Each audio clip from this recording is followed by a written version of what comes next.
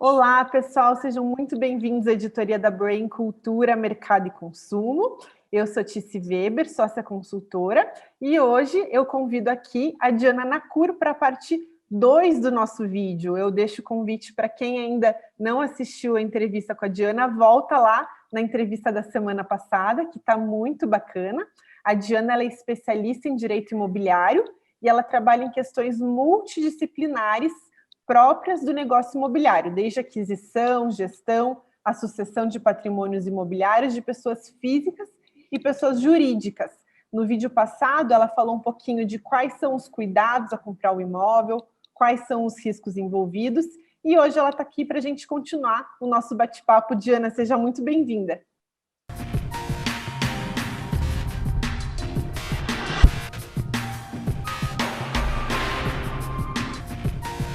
Obrigada, Tizi, é um prazer. Diana, na semana passada, você comentou um pouquinho sobre os riscos, né, na hora de aquisição, e você até falou, por exemplo, um imóvel de uma incorporação nova é diferente de comprar um terreno que tem uma história, né, que a pessoa já carrega aquele terreno na família há muito tempo, são riscos diferentes. Então, eu aproveito esse gancho que você nos deixou para perguntar quais são as principais diferenças de quando a gente compra um imóvel pronto, por exemplo, e de quando nós vamos comprar um terreno e vamos construir uma casa nesse terreno. Pergunto já até porque na pandemia um monte de gente quis migrar para casa, né, para o horizontal. Quando eu mencionei isso na semana passada, o meu viés foi tentar compartilhar um pouco de como que ocorre o fluxo mesmo no mercado desses imóveis, sabe? Da venda desses imóveis. Porque, como eu mencionei, quando a gente fala de um imóvel na planta, e que esse imóvel acabou de ser objeto de um registro de incorporação e loteamento, necessariamente o próprio cartório, né, ao registrar a incorporação e loteamento, ele exigiu a apresentação de certidões, ele teve que avaliar a regularidade do registro, ele, em alguns pontos, ele entra, inclusive, na idoneidade do incorporador, ele pede um atestado de idoneidade, pelo menos, ele pede certidões de feitos. Então, você sabe, de certa forma, que há pouco tempo foi feito esse olhar clínico daquele lote que vai se transformar em um prédio ou da gleba que vai se transformar no loteamento. Então, isso traz um cenário de uma segurança maior, né? Uma presunção de segurança maior. Mas, assim, dada a minha forma de atuar e que a gente brincou na semana passada do universo polvo, né? No universo multidisciplinar do direito imobiliário, eu fico aqui refletindo sobre as minhas próprias respostas e pensando assim, poxa, mas naquela situação a coisa pode ser mais simples. Então, eu reforço, em primeiro lugar, que estou à disposição sempre para complementar aí as dúvidas, porque realmente a bagagem de informações que permeia esse assunto ela é muito grande. Mas, voltando, então, se a gente tem essa questão do registro da incorporação e do loteamento feito recentemente, isso dá uma força da segurança. E quando a gente tem imóveis que estão na propriedade daquela pessoa há muito mais tempo, como nós temos dentro dos princípios registrais, para que a gente considere um imóvel regular, a gente tem que observar a correspondência da situação dele sob o aspecto objetivo, que diz respeito à situação do imóvel em si, se é um lote, isso está dito lá, se tem construção ou não, como eu disse na semana passada.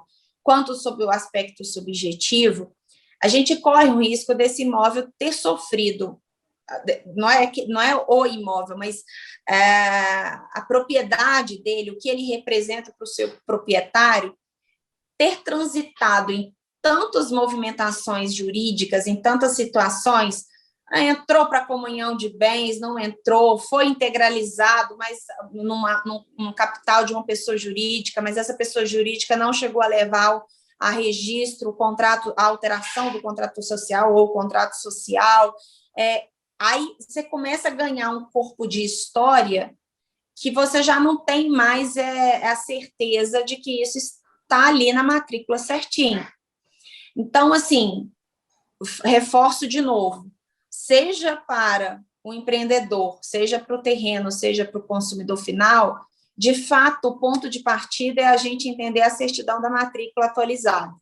Se ela já representa aquilo que está sendo vendido, é uma tranquilidade muito grande de risco, de negócio. Agora, se ela não está, você precisa ter esse cuidado de investigar, né, para saber realmente o que pode vir ainda para ter essa propriedade regular em seu nome como adquirente.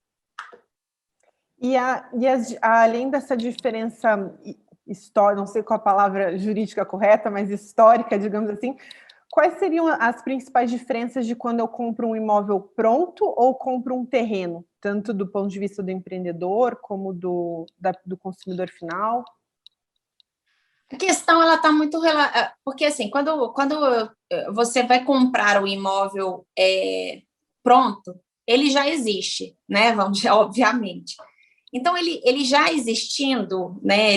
Você consegue ter essa correspondência exata ali. A pessoa consegue verificar a situação daquele imóvel e consegue, com as certidões atualizadas daquele momento, ter certeza do que deveria ter ali ou não. A grande diferença nesse ponto é porque que é uma realidade muito corriqueira quando você se depara, por exemplo, com a aquisição de imóveis de incorporadoras, construtoras menores, porque essas incorporadoras, construtoras, infelizmente, a verdade é essa, é que, infelizmente, muitas vezes elas levam ao mercado imóveis que ainda não têm incorporação e loteamento, o registrado. Aí, o que isso significa? Vou dar um passo atrás aqui para tentar ser didática, para clarear isso. Para fins jurídicos, se você tem na matrícula do imóvel, você tem uma gleba, ou seja, uma área que nem sequer ainda entrou para um parcelamento do solo, ela não é reconhecida pelo município como um lote da área urbana e tudo mais. Você tem ela uma gleba. Até que esta gleba represente um lote para fins jurídicos, você tem uma série de procedimentos. Então, você tem que transformar ela, você tem que ter a certeza de que ela está na área urbana ou de expansão urbana, submetê-la ao procedimento de parcelamento do solo, aprovar no município e nas secretarias que tiver que aprovar, depender do empreendimento, da localização, levar a registro o loteamento, daí vai ter abertura individualizada das matrículas, para daí chegar ao momento de transmissão para o consumidor final. E em cada etapa dessa daqui, a gente tem uma série de questões a serem observadas, de cunho formal, burocrático, procedimental, que envolve pessoas, que envolve a regularidade dessas pessoas atuando. Então, essa transformação jurídica do que era gleba até chegar no lote, isso representa uma série de questões. E o que, infelizmente, a gente vê é que, quando a gente está diante de uma incorporadora, de uma loteadora séria, ela só chega a oferecer ao mercado quando ela já passou por isso tudo, registrou e falou, pronto, estou aqui agora com o lote. Esse lote ele ainda não existe fisicamente, eu estou me comprometendo a urbanizar e ele estar pronto, ou um apartamento, né, que seja, eu tenho aqui só o terreno, vou construir, eu estou te garantindo, é minha idoneidade que eu vou colocar o dinheiro aqui suficiente para se transformar num apartamento, e na parte jurídica eu já fiz tudo que eu tinha que fazer. Agora, ele já existe, pelo menos a matrícula dizendo que vai existir aquele apartamento e que o empreendedor passou por todas essas etapas, isso já aconteceu. Então, você tem uma tranquilidade de adquirir, falar, beleza, agora é construir e ele vai ser meu e resolvido o problema.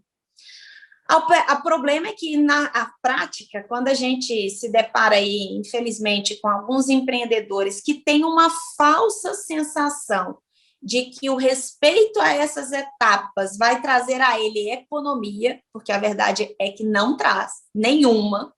Quanto mais se posterga a regularização do imóvel e da incorporação do loteamento, mais caro fica esse empreendimento, porque uma hora isso vai bater na trave, é que ele avança, ou mesmo que ele não avance, mas ele já vai ao mercado e oferece essas unidades, seja de apartamento, seja de lote, sem todos esses procedimentos.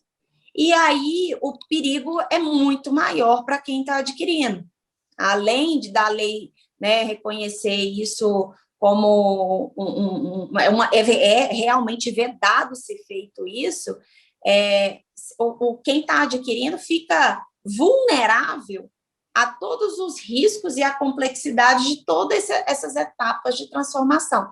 Uhum. Então, a diferença principal dessa história de ser na planta ou não está muito relacionado a essa questão das etapas de procedimentos que a gente tem que enfrentar para sair, para tirar o imóvel daquela situação inicial até ele ser o que ele é. Uhum, perfeito. É um longo caminho, né?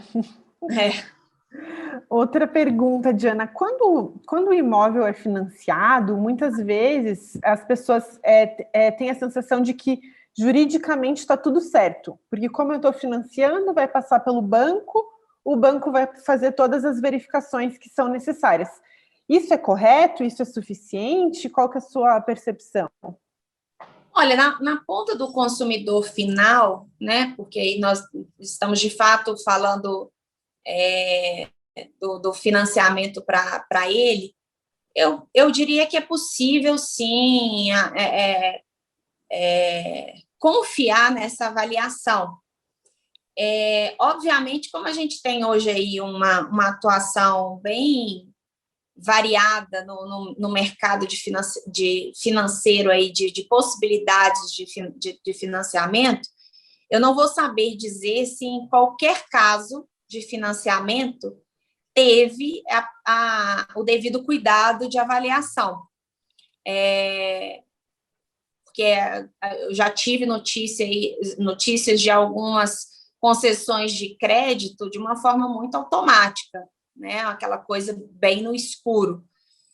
Mas, em tese, a ideia é que aquele que está concedendo o crédito, ele vá, sim, passar primeiro por uma verificação da saúde daquele patrimônio, daquele imóvel, porque, no fim do dia, é aquele imóvel que está garantindo o próprio crédito dele, né?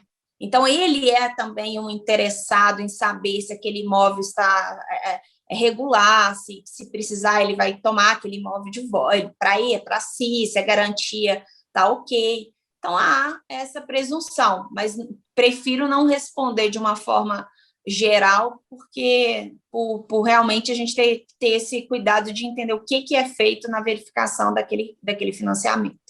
Uhum. Agora, só uma observação, quando a gente fala do empreendimento, né, da aquisição do terreno, que na situação em que o empreendimento será financiado, né, será a construir, quando a gente fala, por exemplo, Minha Casa Minha Vida, por exemplo, existe uma semelhança muito grande do que a gente faz para fins de avaliação, do diligence, de auditoria, com o que o banco pede para que ele dê o dinheiro ao empreendedor e desenvolva o empreendimento.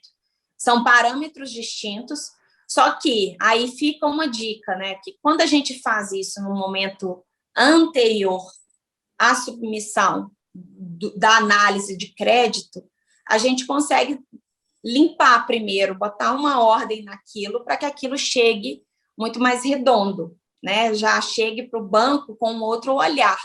Então, o empreendedor contar com a avaliação do banco pode até ser que atribua a ele uma segurança, mas eu diria que não é estratégico, né? Ele pode acabar ficando sujeito ali a um olhar muito mais criterioso e que vai implicar numa negativa de crédito que poderia ter sido evitada.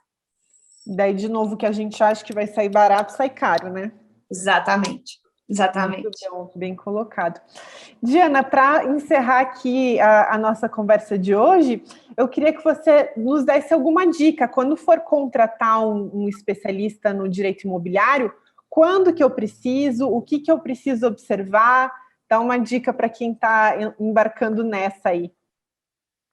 Tísia, a questão é a seguinte, é que o direito imobiliário, como ele é hoje visto, ele é relativamente... não vou colocar que ele é novo, mas dessa forma que a gente hoje...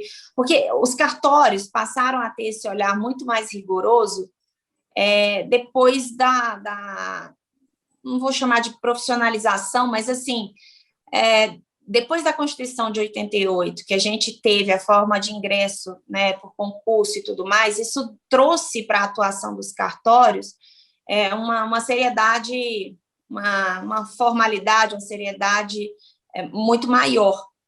Então, como os imóveis não são transmitidos o tempo todo, né, vamos dizer assim, todas essas questões que a gente sabe de burocracia, de falar, não, cartório e tal é difícil demais de lidar, faz muitas exigências, e isso e aquilo. A verdade é que todos deveriam fazer as mesmas exigências, e aí entra o desafio do especialista que está sendo consultado, conhecer todas essas possíveis exigências, para que ele consiga antecipar, antever o que pode acontecer, né? Então, assim, se eu puder dar uma sugestão, se você está comprando um imóvel, aí eu estou falando especialmente para o empreendedor, pensando se preocupando na importância dele se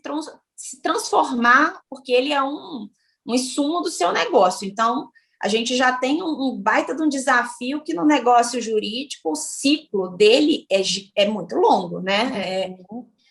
O empreendedor coloca dinheiro hoje para ver um retorno daqui 5, 10 anos. Uhum. Então, quanto mais a pessoa é especialista, maior será a capacidade dela de entregar as informações do que ainda precisa ser feito ou do que pode vir a acontecer, para que ele ganhe fluidez, porque aí esse profissional também, além de indicar problemas, ele tem que indicar soluções, obviamente, para que ele consiga dar eficiência ao ciclo dele.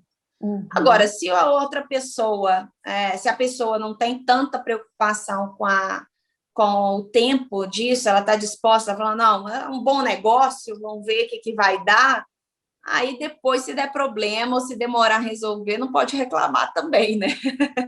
Então, o ponto de atenção é realmente encontrar o profissional que conheça das regras estaduais, das regras federais, para que possa transmitir a ele os riscos, os problemas e as soluções para que ele consiga ter essa propriedade regular o mais rápido possível. Tá ótimo, adorei nosso bate-papo. Diana, muito obrigada por ter participado, por ter topado conversar aqui com a gente. Pessoal, assinem, ativem aí as notificações, olhem o nosso primeiro vídeo, sigam aí a Diana no LinkedIn, nas redes sociais, que ela é super aberta e está aí à nossa disposição, né, Diana? Por favor, isso eu sempre reforço toda vez que me convidam, porque assim, é tanta coisa para a gente falar que é um desafio resumir em alguns minutos. Então, por favor, estou sempre à disposição, pode mandar mensagem por qualquer canal, que é um prazer. Eu sou apaixonada por esse universo multidisciplinar do direito imobiliário, então fico aí à disposição, tá bom? Que legal. Obrigada, Diana. Obrigada por pessoal por terem nos assistido até Obrigada, aqui. Um gente. abraço. Um abraço.